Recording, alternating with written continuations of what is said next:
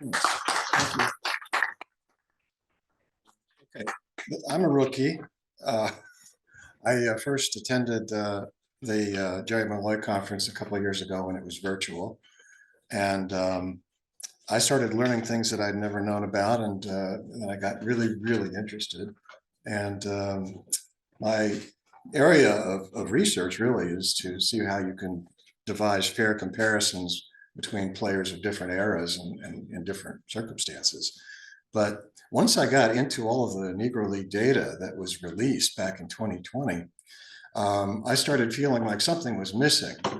I felt like I didn't really have a sense of what it was like to be a fan, of what it was like to follow a team and to understand the players and the highs and lows of a season. And then I said, if only I had a time machine, I could go back and do it. And then SABR came to the rescue and made newspapers.com available to all of its members. And I thought, well, this would be a good opportunity for me to learn something. And what I'm doing here is I'm basically pushing the limit as to how far you can go without reaching out to anybody and just sitting at your desk doing desk research. How far can that take you in terms of putting together a season by using the original resources? So that's what I'm setting out here attempting to do. I figured that if I got a certain way, far enough so that I got enough information about the season, I could then tell this, a quick and kind of high level story of the ups and downs of that season for the Kansas City Monarchs. So that was my goal. So let's talk a little bit about the league and the team. I'm going to go through this really quickly because most of you in this room don't need to be introduced at all to the first Negro National League. There were 8 teams in the league, 2 teams in Chicago. Kansas City was the westernmost team in the league. And, just the basic research that you can do by looking at seam heads from 1919 to 1920, you notice that a lot of the teams were Western independent teams that had pre-existed the Negro National League. One of the things that I'd be interested in finding out more about is exactly how the transition happened from the Western independent leagues into the Negro National League. I know there was some sort of player movement and things of that sort. Kansas City was the only team that wasn't in existence, I think, in 1919, except for maybe, it depends on what you think about Indianapolis. There was an Indianapolis team, but it wasn't a very successful team. I'd like to know more about that history, and if anybody can illuminate that, that would be really interesting. But the one thing that you have to know, and I'm kind of going into this with the image in mind of someone who is just learning about the Negro leagues. What would they have to know in order to understand basic references to the key figures of that era? You would have to know who Rube Foster is. And the reason for that is going to become more and more obvious as we sort of make our way through the season. This is the basic roster of the Kansas City Monarchs in 1920. The figures in boldface here, those are your pitchers. That's your pitching staff. You've got John Donaldson, you've got Bullet Rogan. Jose Mendez also pitched a little bit that year, but not that much. You've got Rube Curry, and Sam Crawford was actually the ace of the staff that year. But the reason that I highlight these is so that you can notice that John Donaldson actually was the regular center fielder, and Bullet Rogan was actually the regular right fielder. And I got to the point a couple of years ago where I just bristled every time I heard people talking about Shohei Ohtani as one of the greatest two-way players of all time. I said, well, if you go back to the 1920 Monarchs, you've got at least 3 players that actually were pretty darn good 3-way players. The one thing I didn't have a chance to look up was how many actual games that Shohei Ohtani has played at a position, like in the outfield. As far as I'm concerned, he's one of the greatest hitting pitchers of all time. So I really wanted to get the feel of what it would be like to be at a ball game in Kansas City in 1920. And not being familiar with Kansas City, I decided to, just look at Google Maps and see whether I could sort of figure out where everything was located relative to everything else. You have basically, there's downtown Kansas City over there. Over here, you have the Negro Leagues Museum, which is in the heart of a very important historic district in Kansas City called 18th and Vine. You'll see 18th and Vine sort of over here on the upper right-hand side of the map. But in fact, where the Negro League Museum is, that's where 18th and Vine is. I don't have time to go into talking about the importance of that area, but it is on my bucket list now to go see in person. And then over here was Association Park, which was where the Monarchs played in 1920, 21, and 22. Association Park was also the home of the Kansas City Blues minor league team. And they played there as well. And so there was a bit of a time sharing agreement that went on so that the Monarchs could play when the Blues were not playing. This is a so-called Sanford fire insurance drawing of Association Park. You can sort of see there on the left-hand side, that's a grandstand. I assume that that's sort of projecting out towards right down the first base line, and that the top part is projecting out down the left field line. But that's grandstand that's shaded there, and then there's a bleacher section up there in the upper part of the picture. And this is what it looks like today. It has actually been turned into a neighborhood park called Blues Park, which of course honors the Kansas City Blues, which was the minor league team that played there for many, many years, even prior to the Monarchs. Now, I really wanted to get a picture of Blues Park, but I wasn't able to find one. I'm not even sure if the photograph that I showed you earlier of the 1920 Monarchs was actually taken in Association Park or not. But at any rate, that picture didn't really have much information in it about what the field was like. But I did take a wild chance and decided to look up Kansas City Blues 1920 and see whether or not any images of the Kansas City Blues came up. And here's one that I found from 1921. And I think this could be reasonably a shot of the park. You can see over there in the background, there's probably, that might be the grandstand area. And over here to the upper right might be the bleachers. I don't know, but I'd love to, see whether anybody could verify that. And if there is a photograph of Association Park anywhere, I think that'd be wonderful to see. So let me tell you about the research. I went in totally not knowing how complete newspaper coverage of the Monarch season would be. It was going to be a complete surprise to me as to how much information I found in local newspapers as I was going through newspapers.com. What I really wanted to do, as I mentioned before, I wanted to compile a day-by-day schedule so that I could actually understand the flow of the season. And get a sense in my mind of how what were the homestands like, what were the road trips like, and so forth. Because I literally am going into this kind of blind. I think, like most people, we have kind of an overview of the 1920 season based on the statistics and the final results. But like I said, I don't know what's going on during the season. And I particularly was interested in the Negro League pennant race in 1920. I know that Kansas City came out in second place, possibly lower, depending on where you look. And I knew that there was a tight race for second place. So I wanted to see how that played out as we looked at the data. On newspapers.com, using the portal that was provided by SABR, I was able to access three newspapers: the Kansas City Sun, which is a black weekly, and the Kansas City Post and the Kansas City Journal. I was thinking that I might see the Kansas City Call there, but it didn't. Its coverage wasn't available until 1922. I think it's available elsewhere, maybe at the Kansas City Public Library or the Historical Site or something. But I wasn't able to use the Call, so I relied primarily on the Kansas City Sun. That's where I spent most of my time. And then after that, I went to the Journal and the Post to find out what they could cover that wasn't already covered by the Sun. So when I, searched under, newspapers.com for Kansas City area 1920 Monarchs, I came up with, 38 hits for the Kansas City Sun. And surprisingly to me, a lot more hits in terms of, number of instances of the term Monarchs in the white daily newspapers. Now, it's not totally unreasonable to expect that because they're daily, but I really was surprised that there was a fair amount of coverage in the white newspapers.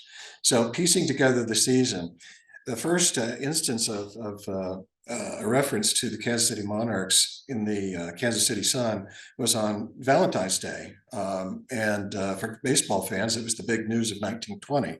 The Kansas City fans are to have a colored club, which they can be proud of and which will put Kansas City on the baseball map among the other cities that have boasted of great colored clubs in the past. And then when you actually start looking for evidence of coverage of the Kansas City Monarchs during the season, you see that there is one instance at the beginning of May, which basically announced that they were going on a road trip to start the season. And then you have weekly coverage every Saturday throughout the rest of the year. So I was really gratified to see that, you know, I could follow the entire season using the Kansas City Sun. So let's look first here at this initial piece of coverage. It basically says something that took me a little bit by surprise, because it says the Kansas City Monarchs will play their last game Sunday, May 2nd. But that's the last game of the preseason at Association Park before leaving for the opening of their league games in St. Louis on May the 9th. In the meantime, there was a game coming up that they wanted everybody to know about against a local team, the Wilson Packers, which was featuring a guy, a pitcher named Roy Sanders, a local guy who apparently was a big league holdout. I tried to research this guy, but I found two Roy Sanders, both of whom were from the Kansas City, Missouri area, who pitched at about the same time. It was impossible to figure out which one was which. I do have a feeling it was the better of the two, because the games indeed were tight games whenever Sanders pitched against the Monarchs in exhibition games. So in terms of the Monarchs coverage, every one of those circles that's in blue represents a game that was covered in the Kansas City Sun that was a home game. The circles in red, there was at least some coverage of road games. So I was getting there. I was in 41 home games and 10 road games. And, you know, basically, if you look at the resources available, you're expecting to see 79 games total. So I was on my way. I looked then at the Kansas City Post, and I found 5 more home games in June. And so that added to the total. Now I had 56 games to look at. And even more impressive, eight of them had box scores associated with them.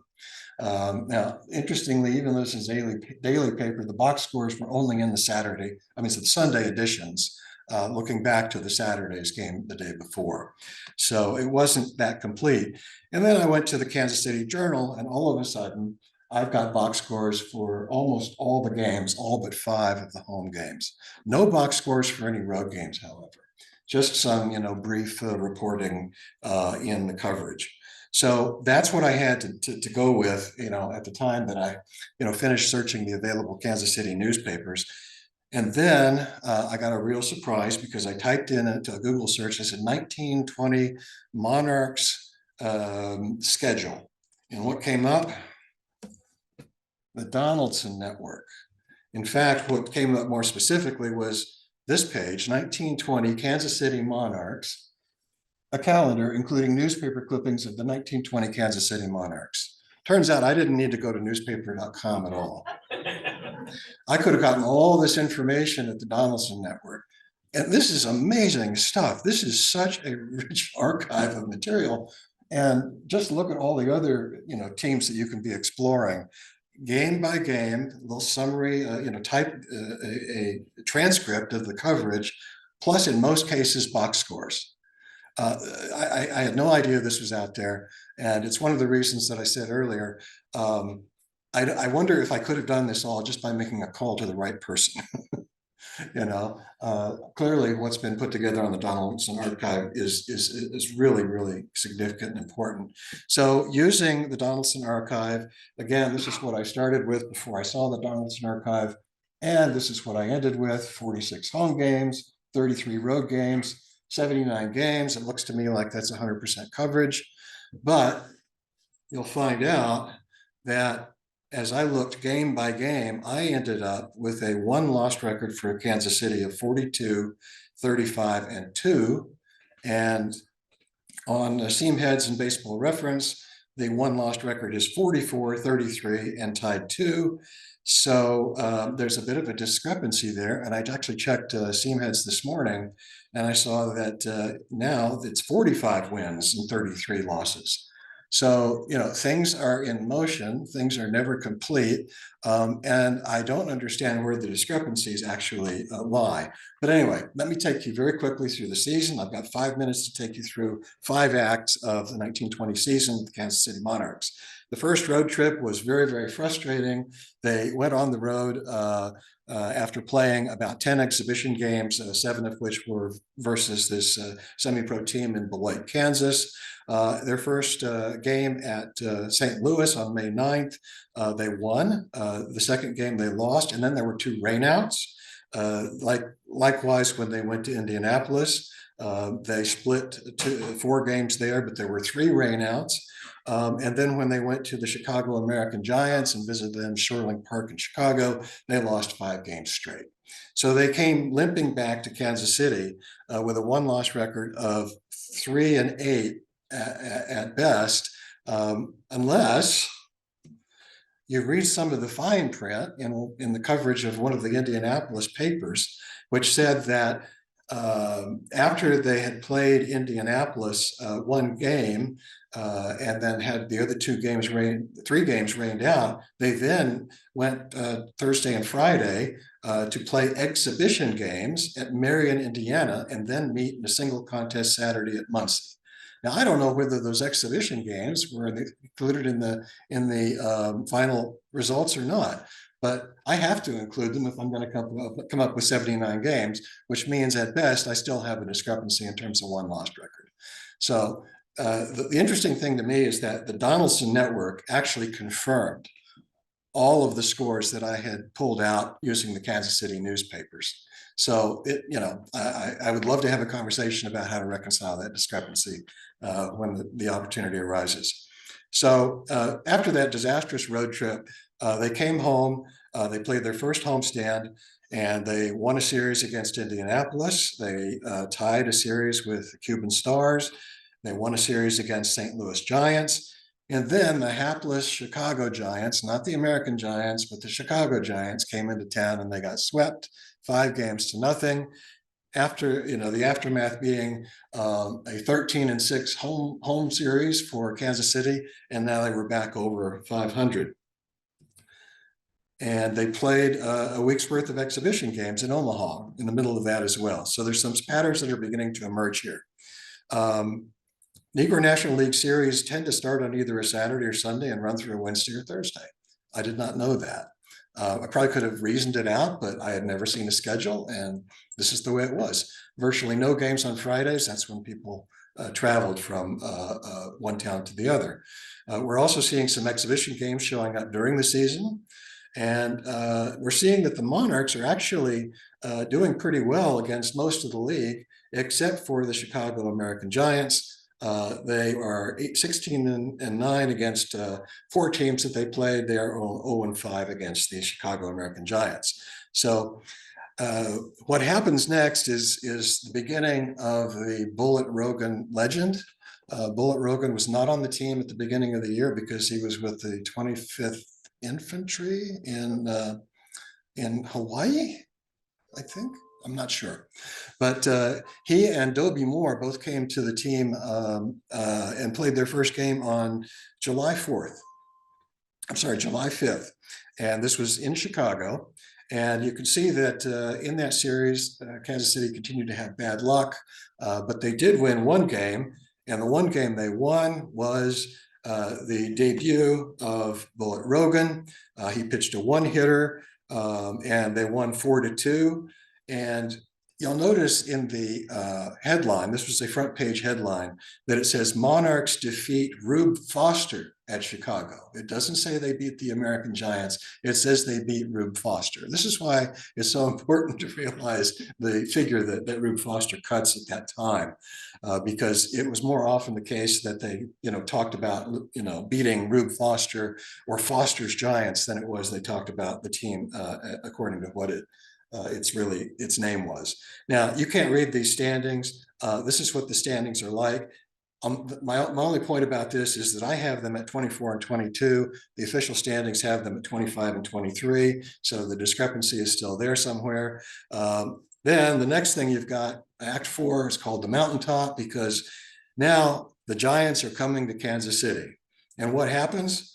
Well, there's the headline for you on the front page. KC Monarchs slaughter Foster's touted Giants. And who wins the second game of the series is none other than Bullet Rogan. So the two games that they have actually won have both been victories by Bullet Rogan. And the first game was really notable for its unruliness because apparently a mini riot broke out when John Donaldson was running to first base and actually ran into the first baseman of the Chicago American Giants.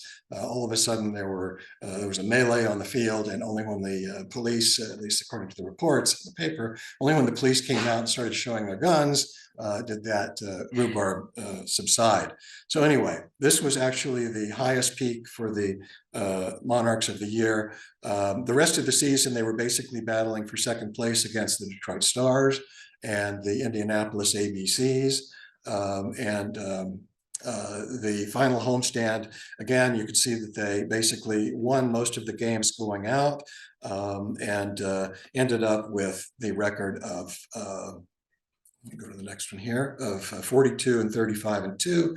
If you believe the scores in the newspapers that I looked at, again, there's that discrepancy that I cannot reconcile. This is what it looks like if you're on Baseball Reference. And this is basically a summary of the way the newspaper coverage played out. I've already talked about that. These are my takeaways. There's the one-loss record discrepancy. I'd love to figure out why.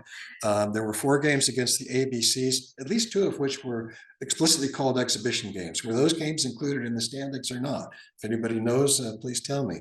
There were 3 road trips, 33 games. They were 11 games long, 16 games long, and 6 games long. And then you had 3 homestands of 19, 11, and 16 games. The game scheduling, was Saturday through Wednesday or Sunday through Thursday. And I found at least 30 barnstorming games that took place either before, during, or after the season. So this is their final record. You can look at this and you can see that the only team they had real trouble with was the Chicago American Giants. Otherwise, they played very well. And at the end of the season, they played an exhibition game against Casey Stengel's All-Stars. And Charles Starks is the Kansas City the Kansas City Sun journalist who covered all of the games for the Kansas City Sun during the season. And he was concerned all season long with just how much the Black community would take to the Monarchs. And he basically said, high-class Major League ball is highly possible for Negro teams. The Monarchs demonstrated this fact in the 3 games they played against possibly the best team in the world today, the Casey Stengel All-Stars. The All-Stars beat them, and that is all. You cannot get Negro fans to believe that they were outclassed. We leave it to the wiseacres and know-it-alls to prove the negative. Anyone truly interested in Negro baseball might say with reasonableness after seeing the last games, I see and I am satisfied. Thank you.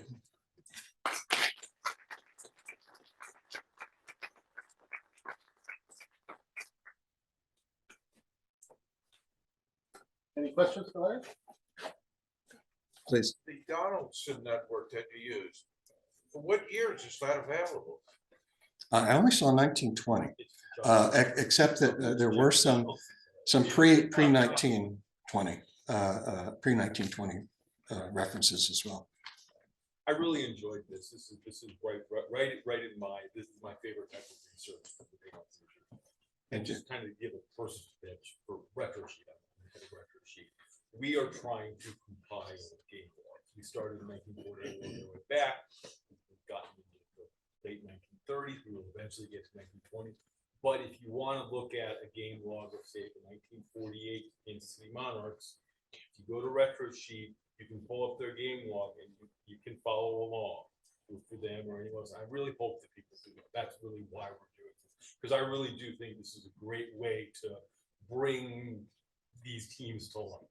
Well, thank you. I was, just wishing for a game log for 1920 because my mind wants to start at the beginning. It takes a long time to compile. Yeah, but I want to start at the beginning and work my way through, you know, and it's like a fan, you know, you want to see what happens one season and how they do the next season. So anyway, I took it upon myself to do this and you know, like everybody else, I'm happy to share any of the data that I collected. I've got, you know, source information and everything on all these games, but yeah, thank you. Yes.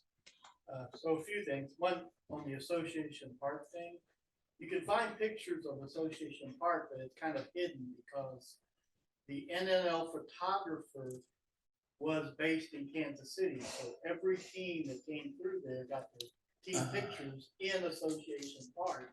So if you pull up a team photo of the St. Louis Giants, it's Association Park. You can see all of the background. So that was Association Park. Secondly, I guess about the exhibition games. A lot of times the papers would call a game that wasn't in the normal home park exhibition game because they were playing in Muncie in this case. The teams didn't always consider those exhibition games. They wanted them counted in the standings most of the time. And then there's sometimes a league rule about you can only have 19 games against the same team count as a league game. And then it becomes which games did they count, which they didn't, so it's confusing. And finally, on the game log thing, I'd like to get to you because I want to know where the discrepancy is myself. Okay, I really appreciate that. I'm really happy to know that that might be a picture of Association Park, and I'm really delighted to know that there may be others out there that we can pull up. I think it would be great if people could just Google Association Park and find those. It was, you know, their home for the first 3 years of their existence. So thank you for all of that information. Appreciate it. Yeah. Question. Yeah. I was wondering, you said that the Monarchs, 1920 Monarchs, finished second. Who finished first? It was the Giants, the American Giants, the only team they couldn't beat. And another question, I was wondering, the early 1920s, how did they draw in comparison to the Blues?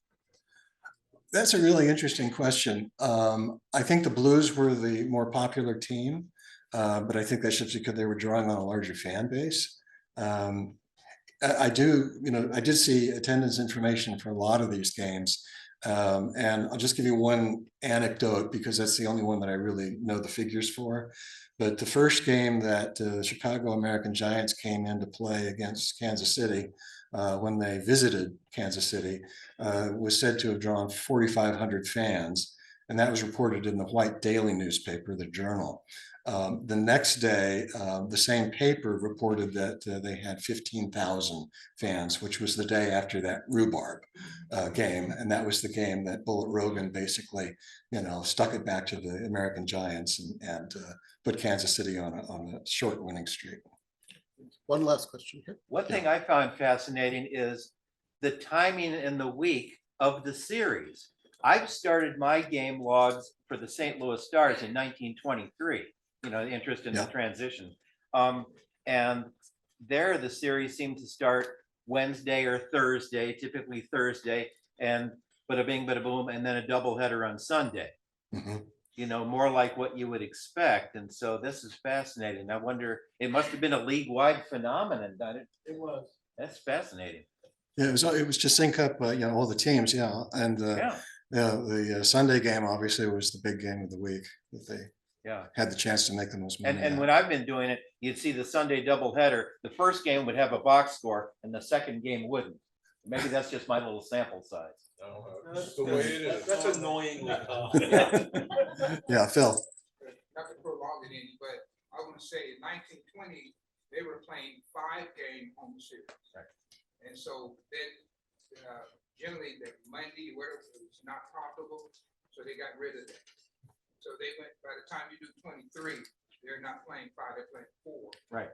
Typically. Yeah. And the other thing is in the Post, and a lot of guys will find this, back then, there was a Republican and Democrat newspaper. And since most Black people were Republicans, the Journal Post were the Republicans and the Time and Star was the Democrat. So you got better news in the Republican newspaper than you would get in the other one. And then the last thing I want to mention, the photograph of the Kansas City Blues, that was J.L. Miller, the official photographer of the Negro Leagues, who took that picture of signature. And it was association. Fantastic. I appreciate it. Thank you very much, Larry. Thank you.